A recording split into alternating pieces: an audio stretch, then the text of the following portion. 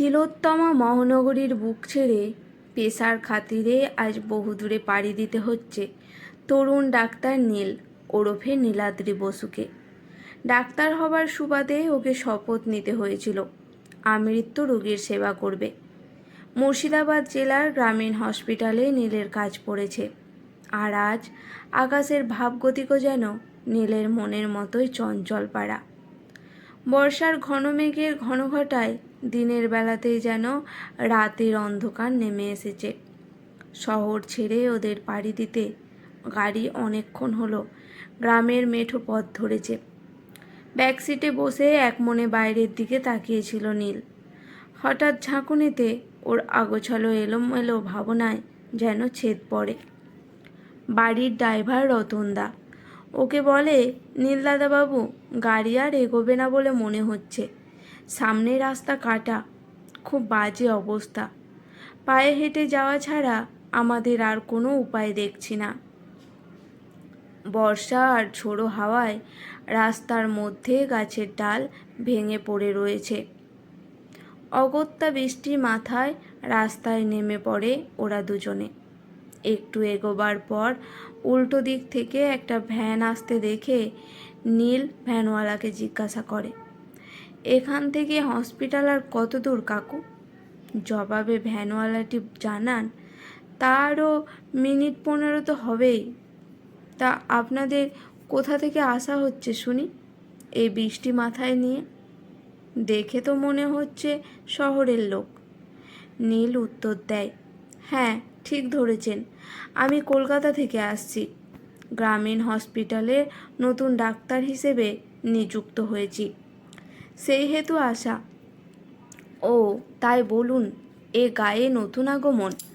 নিন উঠে বসুন আমার ভ্যানে। আমাদের নতুন অতিথি বলে কথা, আমি আপনাদের পৌঁছে দিচ্ছি। ভ্যান চালকটি বলে। রতনদা আর নীল গাড়ি থেকে জিনিসপত্রগুলো নামিয়ে চেপে বসে ভ্যানে। একটুখানি যেতেই চোখ পড়ে এক তরুণের দিকে। সাইকেলে করে বেশ দ্রুত গতিতে আসছে। ওদের দিকে জিজ্ঞাসা করে, ও মকবুল কাকা, কোথায় যাচ্ছ এত বৃষ্টিতে? ভ্যানে লোক নিয়ে কোথায় চললে? সে যাচ্ছ যাও, তবে বাড়ি ফিরে গরম জলে স্নান করবে, নইলে জ্বরে পড়বে আবার। এই তো কদিন আগে জ্বর থেকে উঠলে। শহর থেকে নতুন ডাক্তার এসেছে গো রায় দিদি। রাস্তায় গাছের ডাল পড়ে আছে বলে ওনাদের গাড়িটা এগোতে পারছে না, তাই ওনাদের হসপিটালে পৌঁছে দিতে যাচ্ছি রে মা। তুই সাবধানে বাড়ি যা। শীত গ্রীষ্ম বর্ষা হসপিটালে গিয়ে তুই কী পাস তা শুধু আল্লাহ জানে। আল্লাহ তোর ভালো করুক। ভ্যান চালাতে চালাতে মকবুল উত্তর দিতে থাকে। ভ্যানের পাশাপাশি সাইকেল চালাতে চালাতে মেয়েটা বলে, হসপিটালে গিয়ে একটা অদ্ভুত রকম ভালো লাগা খুঁজে পায় জানো মকবুল কাকা। ওই ভালো লাগাতে সব পেয়েছি সুখ আমি পাই। দিনের শেষে পরম শান্তিতে ঘুমাতে পারি, যে সুখটা কোনো মূল্যের মাইনের চাকরিতে আমি খুঁজে পাই না। তাই তো শহরে দুটো চাকরি ছেড়ে আবার ফিরে এলাম এই গ্রামে। এখন চললাম কাকা। একটু থেমে নীলের দিকে তাকিয়ে মেয়েটা আবার বলে, আসি ডাক্তারবাবু, ভালো থাকবেন আপনি। আমাদের গ্রামে আপনাকে স্বাগত। আবার পরে দেখা হবে আপনার সাথে। একটা সুগভীর প্রত্যয় ছড়িয়ে আছে মেয়েটার হাবে ভাবে আর কণ্ঠস্বরে। মনে মনে নীল ভাবে, মেয়েটির ভিতর একটা অদ্ভুত ধার আছে। পড়াশোনার সময় কত মেয়েদের সাথে মেলামেশা করেছে, কিন্তু এত সহজ কথা সহজভাবে কারো থেকে শোনেনিও। সত্যিই তো, ডাক্তারির ধর্ম তো তাই। মানুষের সেবা করে যা তৃপ্তি আসে, তাতে দিনের শেষে একটা পরম শান্তি এনে দেয়। অবশ্য নীল কিছু বলবার আগে মেয়েটা সাইকেলে করে উধাও হয়ে গেল। মকবুল কাকা আপন মনে বলে চলেন, ভাবলেও অবাক লাগে, অত বড় ব্রাহ্মণ বাড়ির মেয়ে হয়েও জাতপাত ভুলে রায় দিদিমণি হাসপাতালে রোগীর সেবা করে। ডাক্তারের ওষুধের পাশাপাশি রায় দিদির কাছ থেকে মনের জোর না পেলে কারো যেন শরীর ঠিকই হবে না। ওটাই হলো সবার আসল দাওয়াই। এসব শুনতে শুনতে হসপিটালে পৌঁছে সেদিনকার মতো কাজকর্ম সেরে ঘরে এসে বিছানায় গাটা এলিয়ে দেয় নীল। বৃষ্টিটা তখনও অবিরাম পড়ে চলেছে, কিন্তু ওই মেয়েটার কথাটা কেন বারবার মনে পড়ছে নীলের? কি এমন ছিল ওর মধ্যে যার জন্য মনে হচ্ছে যদি আরেকবার নীলের ওর সঙ্গে দেখা হতো তাহলে বলাই যেত রবি ঠাকুরের সেই কথা। এমন দিনে তারে বলা যায়, এমন ঘনঘোর বর্ষায়? তবে কি এটাকেই প্রথম দর্শনে ভালোবাসা বলে? এরপর থেকে কাজের সুবাদে প্রায়শই দেখা হতে থাকে নীল আর রায়ের। ওদের সম্পর্কটা আপনি থেকে তুমিতে এসেছে।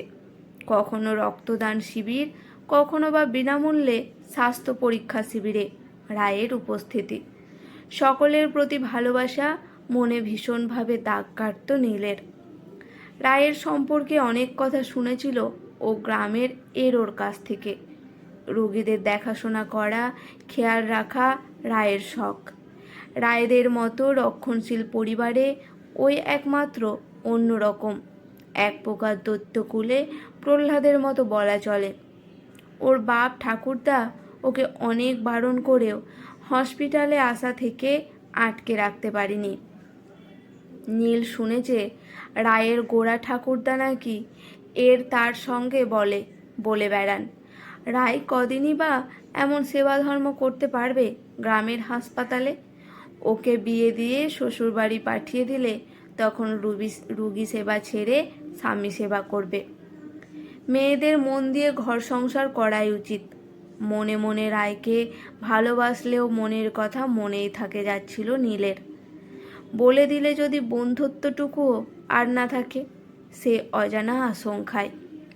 এমনিভাবেই দিন কাটছিল। এদিকে নীলের মা নিপা দেবীর মনটাও ভালো নেই। ফোনে কথা হয় রোজই ছেলের সাথে। পুরো কাজ পাগল ছেলে নীল, ওর বাবা হিমাদ্রি বাবুর মতো। সত্যি কথা, কিছু কিছু ক্ষেত্রে বেশ খাটে। বাপ কা বেটা সিপাই কা ঘোড়া, কুছ নেহি তো থোড়া থোড়া। মাসে এক দুবার এলেও নীল প্রতিদিন বাড়িতে ফোন করে খোঁজ খবর নেয় মা বাবার। তবুও ছেলেকে সামনে থেকে দেখতে না পেয়ে মায়ের মন কি মানতে চায়? রায়ের কথা আসে ঘুরে ফিরে ফোনে মা ছেলের কথা চলাকালীন। নীল মাকে বলে ওর ভালোবাসার কথা, রায়দের বাড়ির রক্ষণশীলতার কথা। নিপা দেবী বলেন, চিন্তা করিস না নীল, প্রজাপতির ইচ্ছে হলে সব হবে, কিন্তু এভাবে কতদিন? ভাগ্যের ভরসায় সব কিছু তো ছেড়ে রাখা যায় না। নীল এবার সত্যি বলে দিতে চাইছিল রায়কে ওর মনের কথা, তাতে যা হবার হবে। আজ রায় এলে ওকে সুযোগ বুঝে সব বলবে। মনে মনে নিজেকে প্রস্তুত করে ও। ভাবতে ভাবতেই নীল দেখে রায় হসপিটাল কম্পাউন্ডের গেট দিয়ে ঢুকছে সাইকেল নিয়ে। ওর সামনে গিয়ে দাঁড়ায় নীল, মৃদু হেসে বলে, রায় এদিকে একটু শোনো, তোমাকে কিছু কথা আমার বলার আছে। অনেক দিন ধরে বলবো ভাবছি, কিন্তু আর হয়ে ওঠেনি বলা। আমারও বলার আছে, রায় বলে খুব আস্তে আস্তে। নীলের বুকের হৃস্পন্দন বেড়ে যায় নিমেষেই। তবে কি রায় ওকে সেই কথা বলতে চায় যেটা ও নিজে রায়কে বলতে চায়? নিজেকে সংযত রেখে নীল বলে, আচ্ছা তুমি বলো, লেডিজ ফার্স্ট ম্যাডামজি। এই নাও আমার বিয়ের কার্ড। আগামী 25শে শ্রাবণ আমার বিয়ে। তোমার কিন্তু আসা চাই ডাক্তারবাবু। আজ আমি নিজে তোমায় নেমন্তন্ন করলাম, আবার বাড়ি এসেও আবার বলে যাব। না গেলে কেউ কিন্তু কিচ্ছু শুনবো না। তুমি আমাদের গ্রামের অতিথি বলে কথা। নাও ধরো কার্ডটা। নীল যন্ত্রচালিতের মতো হাত বাড়িয়ে কার্ডটা নেয়। এবার বলো, তুমি কি বলবে বলছিলে আমাকে? রায় জিজ্ঞাসা করে ডাক্তারবাবুকে। এতক্ষণে মনের মধ্যে ওরা প্রজাপতিটা ডানা ঝটপটিয়ে উঠলেও এক নিমেষে যেন সব শেষ। নীল কোনো মতে ঢোক গিলে বলে, হ্যাঁ কি যেন বলবো ভেবেছিলাম, মনে পড়েছে এবার। আচ্ছা শোনো, প্রসূতি বিভাগের 15 নম্বর বেডের পেশেন্ট সালমা বিবির আজ সকালে ছেলে হয়েছে। জ্ঞান ফেরা মাত্রই উনি বলছিলেন রায় দিদি কোথায়, ওকে একবার আমার কাছে আসতে বলবে ডাক্তারবাবু। তাই বললাম তোমাকে, পারলে ওনার সাথে দেখা করে বাড়ি যেও। তোমার বিয়ে ঠিক হয়ে গেছে এখন, নিশ্চয় আর সেভাবে তুমি হাসপাতালে আসবে না। ও আচ্ছা, এই কথা। আমি এক্ষুনি যাচ্ছি সালমার কাছে, পরে কথা হবে তোমার সাথে। এই বলে রায় করিডর বরাবর এগিয়ে চলে। একটি গানের কথা আজ খুব মনে পড়ছে নীলের। সেটা হলো, এ বিচ্ছেদের অনলে শ্যামেরও অঙ্গ জলে ছায়। সে কথা কি ভ্রমর জানে? সে খবর পেয়েছে কি রায়? হঠাৎ পেছন থেকে একটা হাত কাঁধে এসে পড়ে নীলের। কি হে ছোকরা, পারলে না তো নিজের মনের কথা রায়কে বলতে? নীল চমকে গিয়ে বলে, সুধীর কাকু, আপনি এখানে? কি যে বলেন, রায় আমার খুব ভালো বন্ধু, তার বেশি কিছু নয়। ও নতুন জীবনে ভালো থাকুক, আমি এটাই চাই। এই সুধীর কাকুর পরিচয় হলো, উনি গ্রামীণ হসপিটালের সুপার। তার ওপর বলতে গেলে এককালে এই সুধীর কাকু মেডিকেল কলেজে পড়াকালীন নীলের বাবার ক্লাস ফ্রেন্ড ছিলেন। তাই প্রফেশনাল সম্পর্ক ছাড়াও এমনি বেশ মজবুত নীল আর ওনার এই যেমন কাকা ভাইপোর সম্পর্কটা। যেমন হয় কাকা ভাইপোর সম্পর্ক, ঠিক তেমনই। নীলের কথার উত্তরে উনি বলেন, সবই বুঝি ইয়াং ম্যান, আমিও তোমার বয়স পার করে এসেছি। তোমার বাবাকে জিজ্ঞেস করে দেখো আমার প্রেমের ইতিহাস। যাকে ভালো লাগে তাকে কিভাবে বিয়ের আসর থেকে তুলে নিয়ে ভেগেছিলাম। কতকাল আগের ঘটনা, তখন অমন খুব একটা হতো না। আর তুমি ইয়াং ম্যান, মনের কথা রেখে দুঃখ বিলাসিতা করছো। প্রেম করে টেস্ট ম্যাচ খেলে হবে? টি-20 খেলতে হবে তো? এবার দেখছি আমাকে ফিল্ডে নামতে হবে। দেখতে দেখতে এসে পড়ে 25শে শ্রাবণ। অন্য দিনের মতো ডিউটি সেরে ঘরে ফিরে নীল দেখে কলকাতা থেকে ওর মা বাবা এসেছে। অবাক হয়ে ওই জিজ্ঞাসা করে, মা বাবা তোমরা হঠাৎ এখানে এলে কিছু না জানিয়ে? সব ঠিক আছে তো? ছেলের কাছে কি ফোন করে আসতে হবে, নাকি আসার খবর আগে থেকে জানতে পারলে আমাদের জন্য মন্ডা মিঠাই এনে রাখতিস তুই? হিমাদ্রিবাবু মিটমিটিয়ে হেসে ছেলেকে বলেন। নীলের মা বলেন, এখানে এসে শুনলাম তোর নাকি আজ কোথায় নেমন্তন্ন আছে। যা, দেরি না করে বেরিয়ে পড়। নীল মাকে বলে, মা, আজ রায়ের বিয়ে আর তুমি মজা করছো? নিপা দেবী ছেলের মাথায় হাত রেখে বলেন, না রে, কেন মজা নয়? আমি বলছি তুই ওখানে যা। আমার মন বলছে প্রজাপতি দেবতার ইচ্ছেতে সব ভালো হবে। হিমাদ্রুবাবু বলেন, যাই, আমিও বেরোই, একবার সুধীরের সাথে দেখা করে আসি। কতদিন দেখা হয় না দুই বন্ধুতে। নীল আর কথা না বাড়িয়ে বেরিয়ে পড়ে। দূর থেকেও দেখে রায়দের বাড়ির সামনে জটলা। সামনে গিয়ে শোনে প্রতিবেশীরা আলোচনা করছে বর আসেনি। মাঝপথে নাকি বর আর বরযাত্রীর গাড়ি থামিয়ে কারা নাকি বলেছে রায়ের অন্য ছেলের সাথে প্রেম ভালোবাসা আছে। ওরকম বাজে চরিত্রের মেয়েকে ওনারা যেন ছেলের বউ না করেন। তাই মাঝপথ থেকেই ওরা গাড়ি ঘুরিয়ে বাড়ি ফিরে গেছে। অনেকবার ফোন করে অনেক সেঁধেও ওনাদের মন পাওয়া যায়নি। বাজি বাজনা সব থেমে গেছে রায়দের বাড়ি। অদ্ভুত নীরবতা, নিস্তব্ধতা, অমানিসার মতো অন্ধকার যেন বাড়িটাকে ছেয়ে ফেলেছে। এরকম গ্রামীণ পরিবেশে একবার লগ্নভ্রষ্টা হলে তার আবার বিয়ে দেওয়া প্রায় অসম্ভব। রায়ের বাবা আর দাদু এক কোণে বসে আছেন। নীল কি বলবে কিছুই না বুঝে চুপচাপ দাঁড়িয়ে থাকে সবার মাঝে। তবে ওর চোখ দুটি শুধু রায়কেই খুঁজছিল। কি করছে রায় এখন? হঠাৎও দেখে বাবা আর সুধীর কাকুর খুব ব্যস্তভাবে হেঁটে আসছে। ওরা এখানে কি করতে আবার?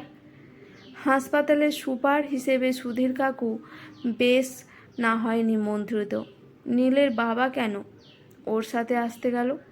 সত্যি বাবার গল্প করতে করতে কোনো খেয়ালই নেই দেখছি। সুধীর কাকু এসে সোজা চলে গেলেন রায়ের বাবার কাছে। এসব কি শুনছি চ্যাটার্জি বাবু? আমাদের রায়মার বিয়ে হবে না? এ কি কথা? কারা করলো এমন কাজ? একটা কথা বলি, সেটা ছাড়া আর কিছু মাথায় আসছে না। রায়কে যদি লগ্নভ্রষ্ট করতে না চান, তাহলে আজ এই লগ্নে অন্য কোনো ছেলের সাথে ওর বিয়েটা দিয়ে দিতে হবে। ভেবে দেখুন একবার। আমরাও সেটাই চাই, কিন্তু সেরকম ছেলে কোথায় পাবো বলতে পারেন সুধীরবাবু? আছে কেউ আপনার চেনা জানা যে আমার উদ্ধার করবে এই বিপদ থেকে? রায়ের বাবা সুধীর কাকুর হাত ধরে কান্নায় ভেঙে পড়লেন। নিশ্চয়ই আছে। এই সুধীর নামে মুশকিল আসান যখন আছে, তখন পাত্রও হাজির আছে। একটা হসপিটালে সামলায়, আর একটা সামান্য বিয়ে দিতে পারবো না? এই হতভাগা নীল, আমার সাথে চলে এসো দেখি। জলদি বরের পাঞ্জাবি আর ধুতিটা পরে নেবে চলো। নীল কিছু বুঝে উঠবার আগেই সুধীর কাকু ওকে টেনে নিয়ে গিয়ে চলে যায় তৈরি হবার জন্য ঘরে গিয়ে চোখ টিপে বলেন, তুমি তো ছোকরা প্রায় বোল্ড আউট হয়ে গেছিলে। যাকে ভালোবাসো তার বিয়েতে কবজি ডুবিয়ে খেতে এসেছো। অনেক কষ্ট ওই বরপক্ষকে মাঝপথ থেকে ভাগিয়েছি কিছু লোকের সাহায্য নিয়ে। আর তুমি এখন লেজে গোবরে করো না বাবু। এবার ভালোই বিয়েটা করে ফেলো দেখি। যেদিন রায় তোকে বিয়ের নেমন্তন্ন করছিল, সেদিন তোকে মুখ চুন করে থাকতে দেখে ঠিক করে ফেলেছি কিছু একটা করতেই হবে। তোর মা বাবাকেও কলকাতা থেকে ডেকে পাঠাই এখানে। এবার আমার কাজ শেষ, তোমার শুরু। নহবত বেজে ওঠে, 4 হাত এক হয়। নীল আর রায়ের হাসি ফোটে নীলের মুখে।